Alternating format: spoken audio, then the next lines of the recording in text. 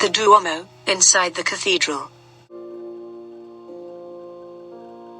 We begin inside the Milan Cathedral, known simply as the Duomo. It is the largest church in Italy and one of the most magnificent examples of Gothic architecture in the world. Construction began in 1386 and continued for nearly 6 centuries, resulting in a building that blends Gothic ambition with Renaissance refinement and Baroque details.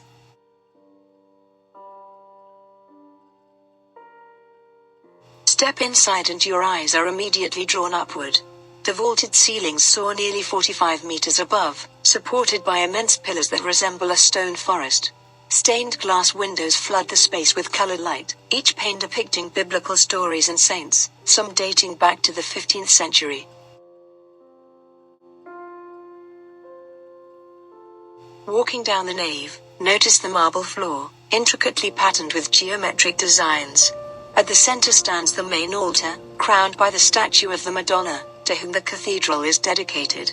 Behind it, a tabernacle holds one of Christianity's most sacred relics, a nail believed to be from the crucifixion.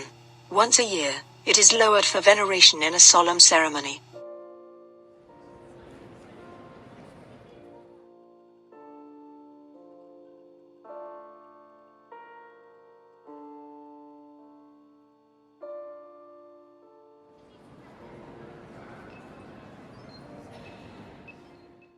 Nearby, embedded in the floor, you will see a bronze meridian line, installed in 1786 by astronomer Giovanni Poltrinieri.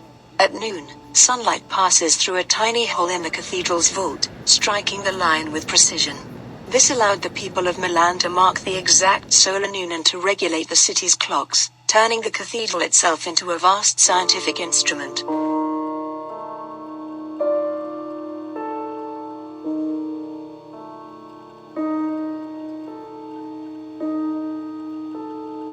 As you explore further, you encounter one of the Duomo's most striking sculptures, the statue of Saint Bartholomew flayed, created by Marco the Great in 1562.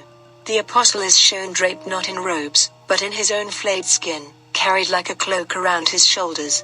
Both shocking and awe-inspiring, the sculpture is a masterpiece of anatomical realism and a profound meditation on faith, suffering, and endurance.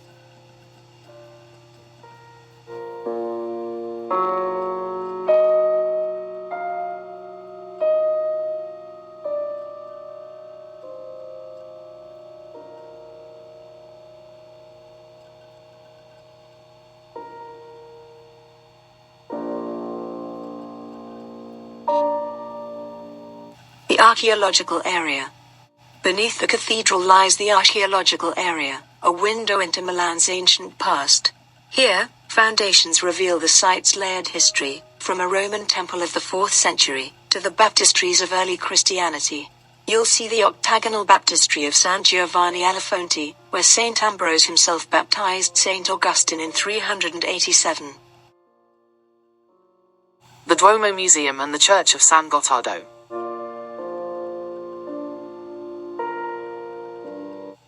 Descending from the heights, we continue to the Duomo Museum.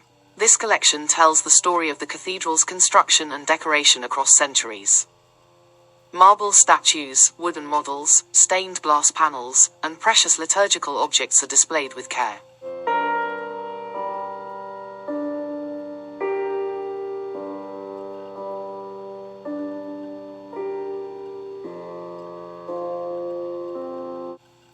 Highlights include the original sculptures of prophets and saints, once placed high on the cathedral's exterior, now preserved indoors.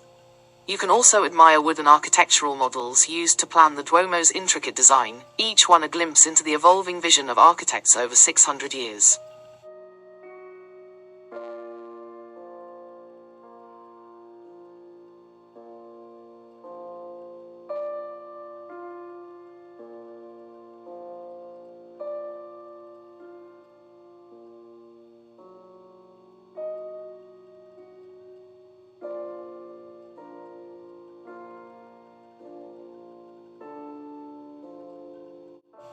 The museum is connected to the Church of San Gottardo in Court, originally built in the 14th century as part of the Visconti Palace complex.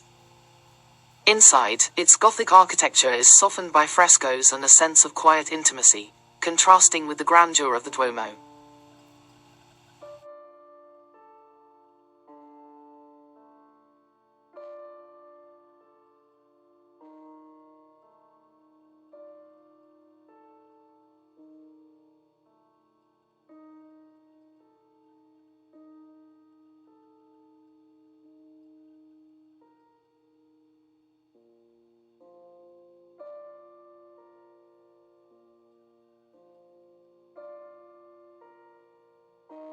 The Duomo Square. Stepping back outside, we arrive at the Piazza del Duomo, the beating heart of Milan. This vast square, framed by elegant palaces and arcades, has for centuries been the stage of public life, celebrations, and historic events.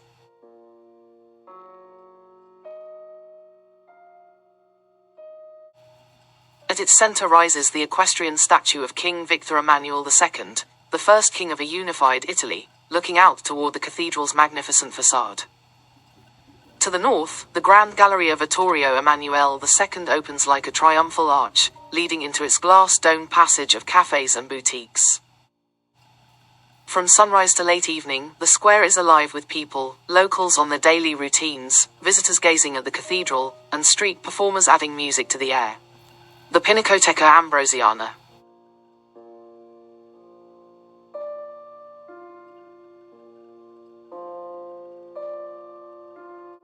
Next, we visit the Pinacoteca Ambrosiana, Milan's historic library and art gallery, founded in 1607 by Cardinal Federico Borromeo. Here, art and knowledge converge. Among the masterpieces on display is the portrait of a musician by Leonardo da Vinci, the only surviving painting of a male sitter by the master. Leonardo's influence extends beyond painting. The Ambrosiana also preserves pages from his Codex Atlanticus, revealing sketches of machines, inventions, and notes that testify to his boundless curiosity.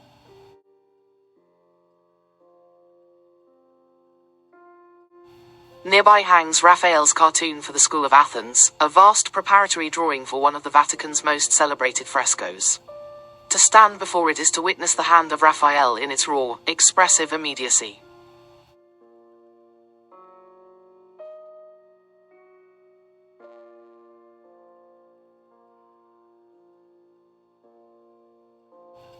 Botticelli's Madonna of the Pavilion offers a different tone, serene, luminous, and tender, reflecting the Florentine master's lyrical spirituality. The Crypt of San Sepolcro. From here we descend into the Crypt of San Sepolcro, one of Milan's most ancient and evocative sacred spaces. Built in the 11th century and renovated over the centuries, the crypt was modeled after the Church of the Holy Sepulchre in Jerusalem. Walking its dim corridors, lit by soft lamps, you sense the weight of centuries. The terraces. Now, we climb the terraces of the Duomo, reached by stairs, a physical effort rewarded with breathtaking views.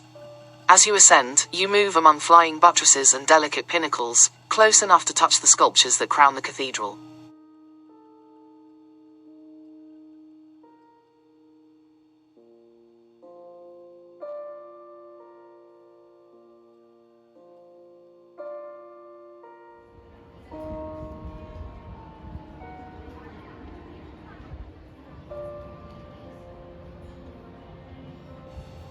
Over 3,000 statues adorn the exterior, including gargoyles, saints, prophets, and even modern figures added in the 20th century.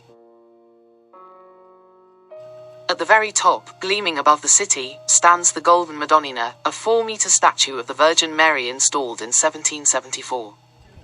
She has long been Milan's symbol and protector.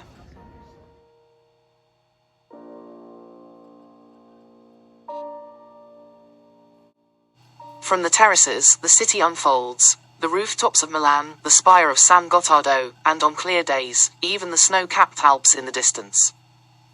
Walking along the marble pathways, you not only see the city, but also experience the artistry and ambition of those who built this monumental church.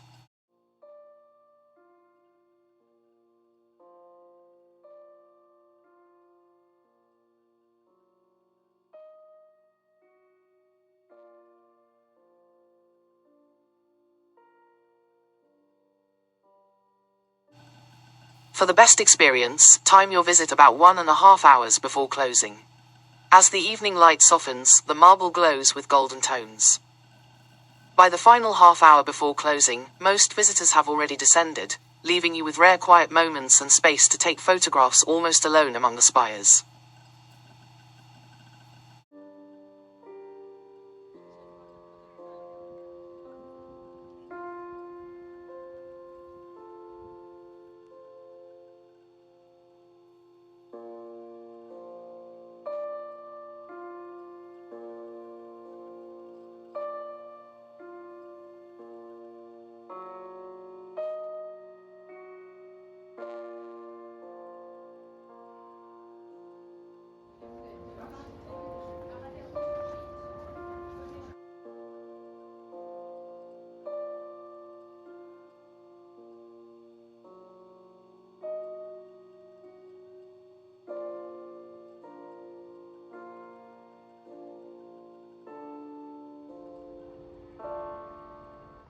From the soaring vaults of the Duomo to the silent stones of the crypt, from Renaissance masterpieces to golden terraces at sunset, this journey reveals Milan's spirit, a city where faith, history, and art have been interwoven for centuries, and where every visitor becomes part of its living story.